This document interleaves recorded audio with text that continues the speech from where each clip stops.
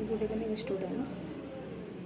Last class में हमने concentration term पढ़ी थी, न्यूमेरिकल्स पढ़े थे, मोलैरिटी के एंड नॉर्मेलिटी वगैरह के। आज हम नया टॉपिक पढ़ेंगे सोल्युबिलिटी।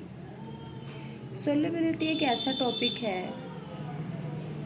जो हमें सभी को पता होता है, क्योंकि एक ऐसा एक्सपेरिमेंट है जो हम अपने घरों में भी देखते हैं कि जो सोल्युबिलिटी है, यानी कि सपोज करो अगर हमें पानी में चीनी को मिलाना हो तो वो टेम्परेचर के साथ, या गर्म पानी है जैसे उसमें जल्दी डिज़ोल्व होएगी, या ठंडे पानी में जल्दी डिज़ोल्व होएगी, या फिर गैस है, गैस के साथ सोल्युबिलिटी कैसे होती है, या फिर गैस के साथ टेम्परेचर कैसे घटता बढ़ता है। ये सारी चीज़ें ऐसी हैं जो हम नॉर्मल एक्सपेरिमेंट पे घर में देखते हैं। तो आइए अब डिस्कस करते हैं सोल्युबिलिटी।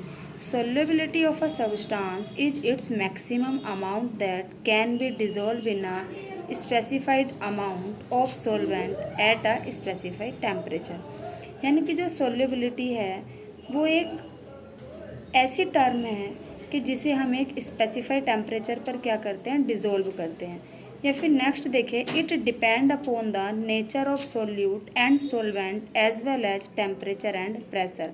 जो सोल्युबिलिटी हमारे टेम्परेचर एंड प्रेशर दोनों पर डिपेंड करती है, और डिपेंड करती है कि हमारा सोल्यूट और सोलवेंट नेचर कैसा है दोनों का। अब आते हैं फैक्टर, यानी कि सोल्युबिलिटी के क्या फैक्टर हैं, किस पर डिपेंड करती है और किस पर डिपेंड नहीं करती है, और डिपेंड करती है तो कैसे कैसे डिपेंड करती है, कैसे कैसे काम करती है। फर्स्ट है solubility of a solid in a liquid, यानी कि जो हमारी सोल्युबिलिटी है वो लिक्विड के साथ है, सॉलिड इन ए लिक्विड। इसमें फर्स्ट पॉइंट है, मैंने सारे पॉइंट वाइज लिखे हैं, पैरा नहीं बनाया जिससे कि डाउट नहीं रहता। फिर अगर हम पॉइंट वाइज पढ़ते हैं तो पैरा बना के पढ़ते हैं तो फिर सारा होच पोच हो जाता है। Every solid does not dissolve in a given liquid. जो हमारा सॉलिड है ज़रूरी नहीं है वो कि हर लिक्विड में डिज़ोल्व हो जाए, समझ रहे हो ना।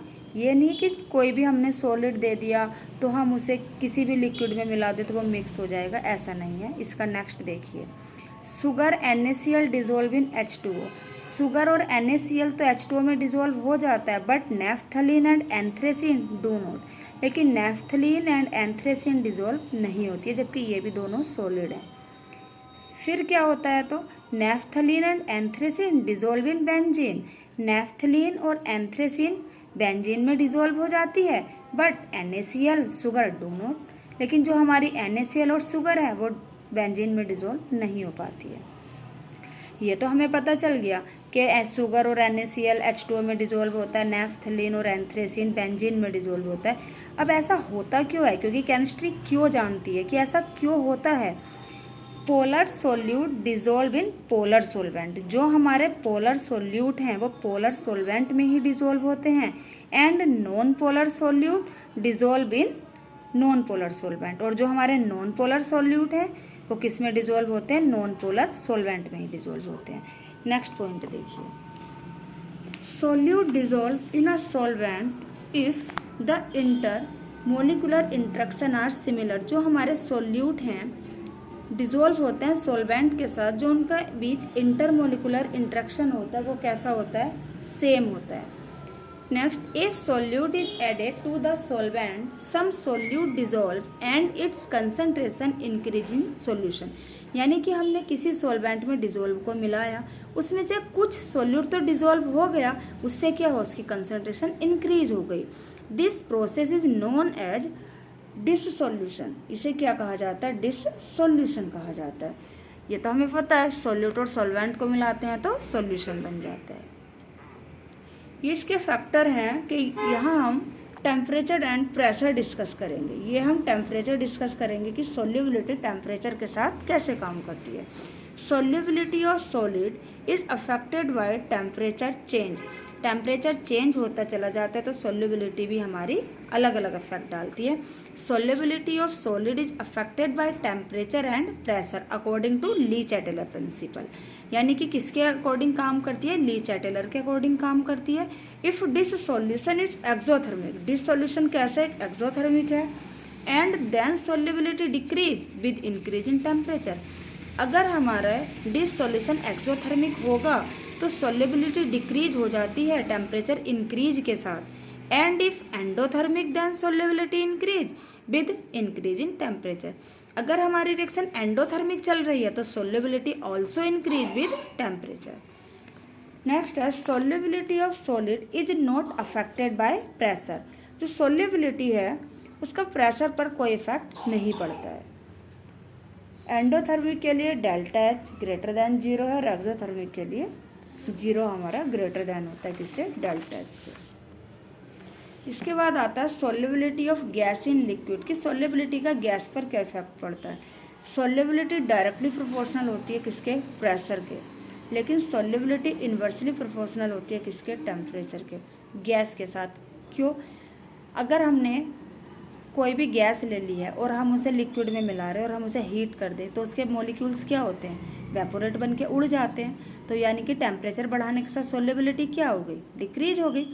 नीचे लिखा है solubility decrease with increase temperature because equilibrium shift in forward direction. जो इक्विलिब्रियम है वो कहाँ शिफ्ट हो जाता है, फॉरवर्ड डायरेक्शन में शिफ्ट हो जाता है। नेक्स्ट आता है Henry law, important for exam. Mole fraction of gas in the solution is proportional to the partial pressure of gas the over solution. Next है partial pressure of the gas in vapor phase is directly proportional to the mole fraction. जो हमारा partial pressure होता है वो directly proportional होता है किसके, mole fraction के। m डायरेक्टली प्रोपोर्शनल किसके है, p के, और m क्या है, मोल्स ऑफ गैस किसके प्रोपोर्शनल है, प्रेशर के।